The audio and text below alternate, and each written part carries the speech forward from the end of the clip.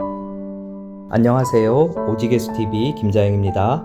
이번 주 교회를 통해 저희에게 주신 하나님의 말씀은 고린도전서 3장 16절에서 23절 내가 너를 알고 있단다 란 제목으로 말씀 전하셨습니다. 너희는 너희가 하나님의 성전인 것과 하나님의 성령이 너희 안에 계시는 것을 알지 못하느냐. 누구든지 하나님의 성전을 더럽히면 하나님이 그 사람을 멸하시리라. 하나님의 성전은 거룩하니 너희도 그러하리라. 아무도 자신을 속이지 말라. 너희 중에 누구든지 이 세상에서 지혜 있는 줄로 생각하거든 어리석은 자가 되라.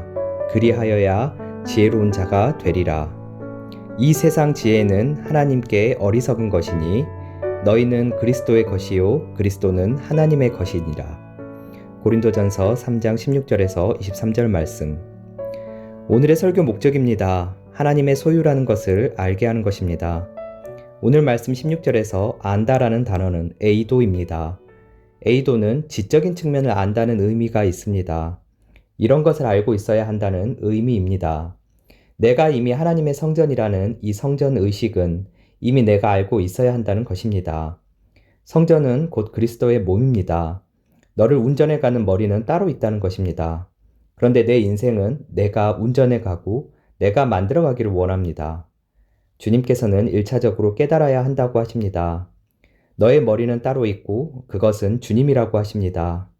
이 의식은 믿음의 근간입니다. 내 삶의 모든 구간마다 함께 계시는 하나님을 봐야겠다는 마음. 누구를 만나든지 잠잘 때도 어떤 느낌이든지 어떤 생각을 품든지 모든 것이 하나님으로부터 비롯된 인생이고 싶습니다. 나는 그리스도의 몸입니다.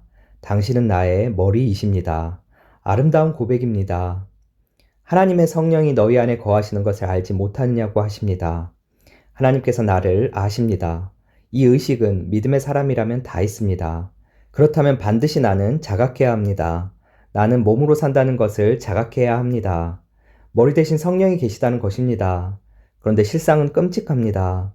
여러분 안에는 돈이 있습니다. 재정의 욕구가 있습니다. 강력합니다. 내 안에 돈이 있다는 것을 압니다. 여러분 마음에 자식도 있습니다. 분명합니다. 행복이 있습니다. 가족이 있습니다. 삶의 자리에서 뽐나기를 원하는 삶의 위치가 분명합니다. 그리고 우리는 믿음이라는 미명하에 그것을 즐기고 있습니다. 우리 안에 있어야 할 것은 성령이라고 하십니다. 그렇게 되지 못하는 것을 돌이키는 여러분 되기를 축복합니다. 17절에서 성전은 거룩하다고 하십니다. 거룩에는 깨끗함, 완전함, 순진함과 같은 이미지가 있습니다. 그러나 거룩은 내 안에 다른 것이 있는 것이 아니라 하나님이 계신 것입니다. 주님으로부터 비롯된 가정에 대한 마음, 사회에 대한 생각이 자리 잡는 것이 거룩입니다.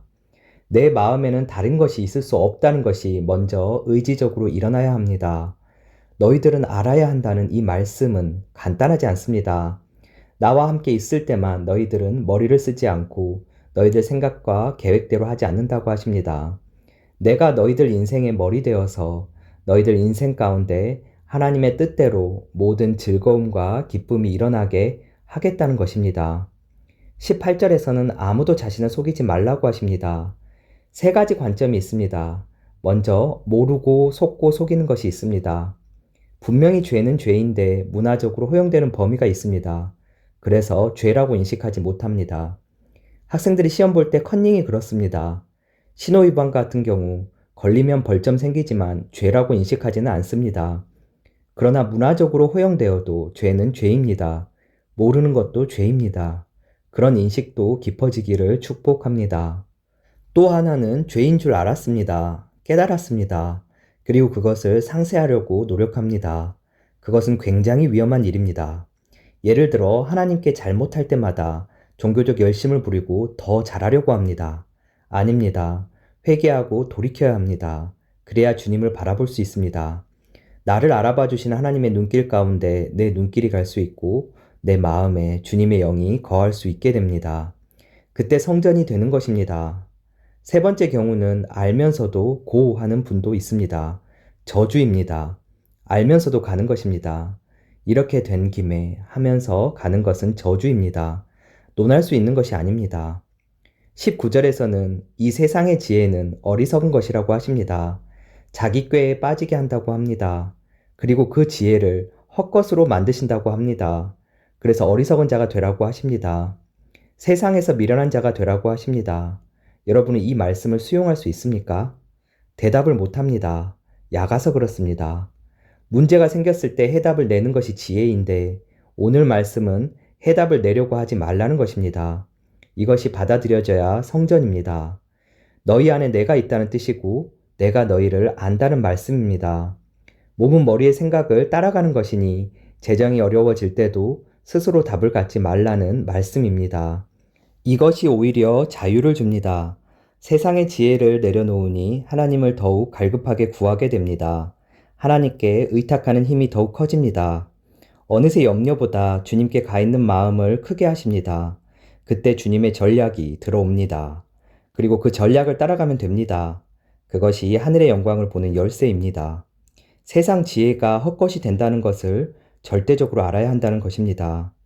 23절에서 너희는 그리스도의 것이고 그리스도는 하나님의 것이라고 합니다. 이 신비가 풀려야 합니다. 여러분이 하나님께 속했다는 것입니다. 실제 성전 되었다는 것이 어떻게 나타나는가? 우리가 그리스도의 것이 되었을 때만 하나님의 것이 됩니다. 중간 단계, 즉 예수 그리스도를 통하지 않고는 안 됩니다. 예수님을 통해 하나님과 관계 맺는 것이 구원입니다. 예수 것이 되려면 십자가에서 예수님과 함께 죽어 연합해야 됩니다. 예수 그리스도와 함께 죽고 산 그들이 부활해서 하늘 보좌로 갑니다. 하나님의 것이 된 것입니다. 하나님의 사람이라면 일상에서 반드시 드러나는 것이 있습니다. 기도가 달라집니다. 내 사업, 내 자식이 잘 되게 해주세요 하는 기도가 없어집니다. 하나님, 우리 부부를 통해 아름다우신 예수님이 드러나게 해주세요. 내 회사 생활을 통해 아름다우신 예수님이 드러나길 원합니다. 실제 그 믿음이 생깁니다. 나는 하나님의 것이기에 불안하지 않습니다. 문제의 마음이 다가 있지 않고 문제보다 크신 하나님께 마음이 가 있어서 내 마음에서 역사하시는 하나님의 아름다움이 드러나기를 원합니다. 나의 삶 모든 곳에서 아름다운 주님이 드러나길 원하게 됩니다. 실제로 역사하는 은혜가 실감될 때까지 그 기도를 하는 것입니다. 잠언 14장 16절은 지혜로운 자는 두려워하여 악을 떠나나 어리석은 자는 방자하여 스스로 믿는다고 합니다. 이 지혜는 하나님의 지혜입니다. 하나님의 지혜가 있으면 내가 성전인 것을 알고 내 안에 성령이 거하신다는 것을 압니다. 그래서 두려움이 임합니다. 하나님을 경외한다고 할 때 경외는 야레라는 단어입니다. 그런데 이 잠언 말씀의 두려움도 야레입니다. 같은 단어입니다. 내가 죄를 지으면 하나님께서 마음이 상할까봐 두려워하는 것입니다. 내가 성전이 안 되면 하나님께서 속상할까봐 두려워하는 것이 경외입니다. 지혜로운 사람은 그것을 압니다. 하나님이 마음 아프시고 속상할까봐 악을 떠납니다. 하나님께 속한 사람들의 특징입니다. 반면에 자녀가 망가질까봐, 소속감에서 벗어날까봐, 재정이 망가질까봐, 몸이 아플까봐 전전긍긍하는 것은 나를 두려워하는 것이고 나를 경외하는 것입니다. 이것이 방자한 것입니다. 방자하다는 것은 본류로부터 떨어져 나갔다, 즉 허물, 파랍토마와 같은 뜻입니다. 하나님으로부터 벗어났기에 스스로를 믿습니다. 그러나 스스로 계신 분은 하나님 뿐입니다. 머리가 되어 생각하고 계획하시는 분은 하나님 뿐입니다. 잠언 16장 4절은 하나님께서 온갖 것을 그 쓰임에 적당하게 지으셨나니 악인도 악한 날에 적당하게 하신다고 합니다. 주님께 속했다는 것이 확증되면 이 말씀을 하신 하나님의 뜻이 이해가 됩니다. 맞아요, 주님. 박수만 나옵니다. 어쩌면 이렇게 적당하게 꼭 맞게 만드셨어요. 그때는 아니라고 여겼는데 지나고 보니까 이해가 되고 지나고 보니 하나님의 말씀이 가장 선했고 가장 알맞았고 그래서 하루가 천년, 천년이 하루 같다고 하셨구나.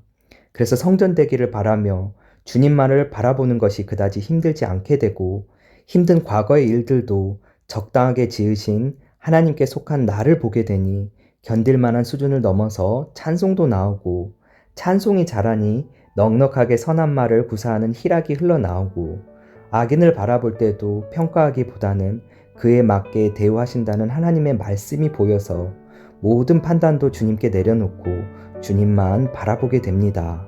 주님께 속한 인생으로 한 사람 한 사람 서 있기를 예수님의 이름으로 축복합니다. 오늘의 말씀 결론입니다. 내가 하나님의 소유라는 확증은 예수님과 연합함이 하나님의 소유되는 유일한 기름을 알아 세상의 지혜를 미련하게 여기고 머리 대신 주님이 나의 삶을 운전하시고 나는 성전이 되어 삶의 모든 곳에서 아름다운 주님이 드러나기를 기도하며 사는 삶이었습니다. 오늘도 오직 예수입니다. 감사합니다.